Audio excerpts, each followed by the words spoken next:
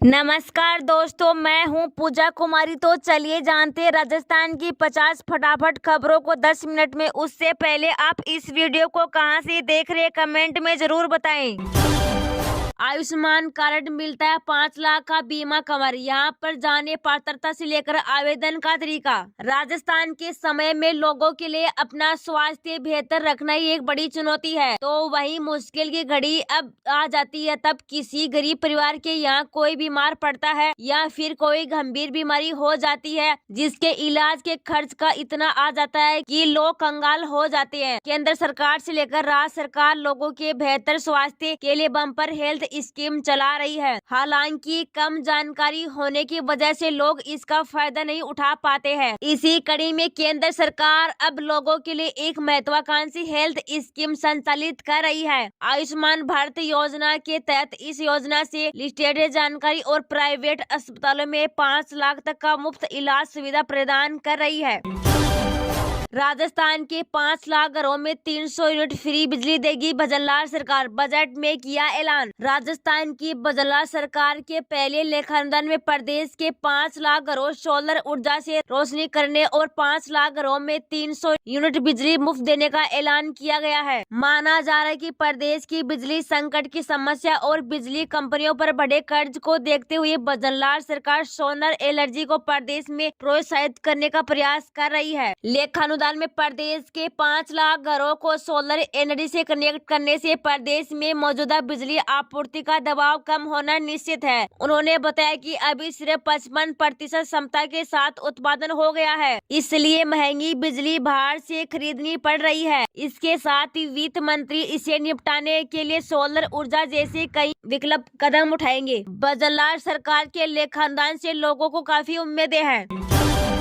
किसानों को मिलेगा ब्याज मुक्त लोन। 70,000 पदों पर भर्तियां। केजी से लेकर पीजी तक फ्री शिक्षा। राजस्थान की बजट में वित्त मंत्री दिया कुमारी ने किया ऐलान। राजस्थान की भजनलाल सरकार ने गुरुवार सुबह 11 बजे अपना पहला लेखानुदान पेश किया। 20 सालों में ऐसा पहली बार था जब एक स्वतंत्र पूर्णकालिक वित्त मंत्री बजट पेश किया, क्योंकि 2023 से 2024 तक सीएम द्वारा ही बजट पेश किया जाता रहा है। दिया कुमारी राजस्थान की पहली महिला वित्त मंत्री है जिन्होंने बजट पेश करने का इतिहास रचा। इससे पहले वसुंधरा राजे ने बजट पेश किया था, लेकिन उन्होंने मुख्यमंत्री के रूप में बजट पेश किया था। उम्मीदों के अनुरूप इस बजट में युवा, किसान, गरीब, महिला, कर्मचारी, बुजुर्ग समेत हर वर्ग का ध्यान रखा गया। सीएम किसान सम्मान निधि को प्रति वर्ष 6,000 से बढ़ाकर 8,000 रूपए किया जाएगा। इसके लिए 1400 करोड़ रुपए वार्षिक का प्रस्ताव प्रस्तावित है। गत सरकार की नीतियों, ऊर्जा विभाग व बिजली कंपनियों की कार्य प्रणाली के कारण वर्तमान में डिस्कॉम पर 28,070 करोड़ रुपए का कर्ज है।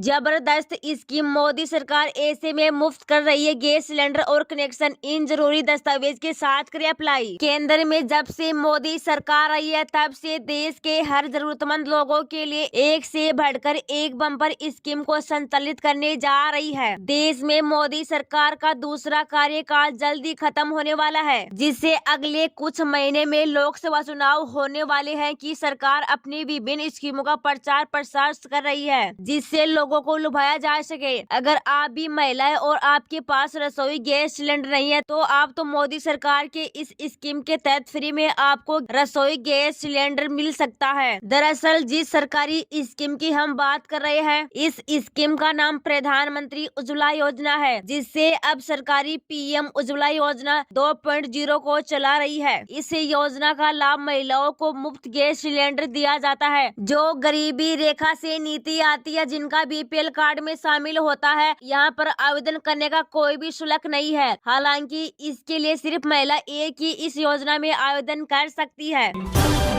सीएम भजनलाल सरकार के बजट पर पूर्व मुख्यमंत्री अशोक गहलोत ने दी ये प्रतिक्रिया। राजस्थान की वित्त मंत्री महोदय द्वारा पेश किए गए लेखानुदान में प्रदेश के लिए विजन की बजाय पूर्ववर्ती सरकार पर आरोप ही दिखाई दिए हैं। पूर्व मुख्यमंत्री अशोक गहलोत ने कहा कि आज के लेखानुदान से राजस्थान की भाजपा सरकार ने मोदी की गारंटी का हवा निकाल दी है, क्योंकि मोदी जी ने चुनाव में राजस्थान में पेट्रोल डीजल की कीमतें गुजरात व यूपी जैसे पड़ोसी राज्यों के सम्मान करने की गारंटी दी थी, लेकिन आज लेखा अनुदान में इसका जिक्र तक नहीं किया गया है। यह दिखाता है कि मोदी गारंटी पूरी तरह खोखली है। वैसे गारंटी शब्द मोदी ने कांग्रेस के कैंपेन से चुराया है।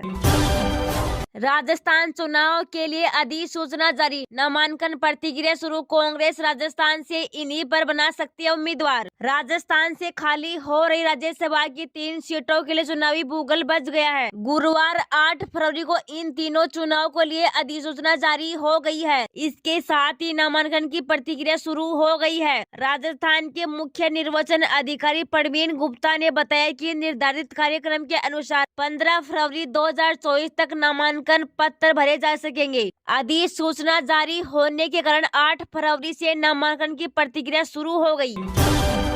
राजस्थान में बढ़ा सीएम किसान सम्मान निधि योजना का पैसा 2000 मिलेंगे एक्स्ट्रा। राजस्थान की वित्त मंत्री और डिप्टी सीएम दिव्या कुमारी ने प्रदेश का बजट पेश कर दिया है। इन्होंने कई बड़े ऐलान किए, खासकर किसानों को लेकर बड़ी घोषणा हुई। राजस्थान सरकार ने पीएम किसान सम्मान निधि योजना की राशि बढ़ाने का फैसला किया है। वित्त मंत्री दिव्या कुमारी ने सीएम किसान सम्मान निधि योजना की राशि प्रतिवर्ष 6000 से बढ़ाकर 8000 रूपए कर दी है। इस घोषणा के बाद किसानों को कुछ राहत मिली है। वित्त मंत्री ने बजट भाषण में बताया कि पीएम किसान सम्मान निधि योजना के लिए 4 करोड़ रुपए वार्षिक का प्रस्ताव प्रस्तावित है। केंद्रीय कृषि मंत्री ने हाल में ये अब तक सरकार 15 किस्तों में 11 करोड़ से अधिक किसानों को 2.81 लाख करोड़ रुपए दे चुके हैं। कृषि मंत्री ने इसे दुनिया की सबसे बड़ी डीबीटी योजना बताया। प्रधानमंत्री किसान सम्मान निधि योजना को साल 2019 में लॉन्च किया गया था। इस योजना की घोषणा 2019 के लोकसभा चुनाव से पहले हुई थी। इस योजना के तहत साल में किसानों को 4 किस्तों में 6000 रूपए दिए जाते हैं। 2 महीने में एक किस्त में 2000 रूपए दिए जाते हैं। ये पैसा बैंक अकाउंट में आता है।